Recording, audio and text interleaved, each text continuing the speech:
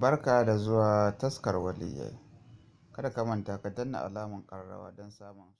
manzo Allah na barin gida daga can kusa da masjidin Al-Haram daga Makkaratul Mukarrama ya fito daga wurin she ya zo daga nan yake zuwa ya au mountain wanga mountain awa kawai ka hau ya kai ka awa daya ko kuwa awa biyu ba ka kai ba in ka gangaro ka shigo daidan nan wannan shi ake ce mai kogo da kake ji an ba manzon Allah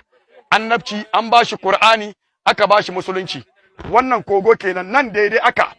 inna manzon Allah daidai nan inna manzon Allah ke zuwa ya zamna daga nan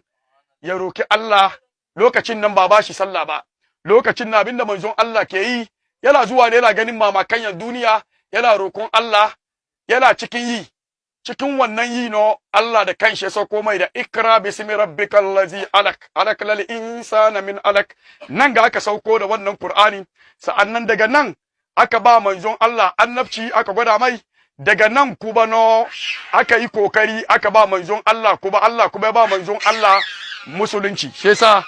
in kana jin ana cewa jabarin nur nan gangane jabarin nur Allah muke roko ya ba mu albarkan jabarin nur inna manzon Allah ya roko don abinda manzon Allah ya roke daga nan Allah ya bashi Allah ya ba mu duka baki daya don abinda manzon Allah ya roke na sharrin Allah ya kiyaye shi mu ma da muka zo da na muka zo manzon Allah ya zamna Allah muke roko kuma mu ma Allah kuma ya kiyaye mu Allah ya karba da mu yi nafila raka'a biyu daga nan ka zo yana da kyau ka zo ka yi nafila raka'a biyu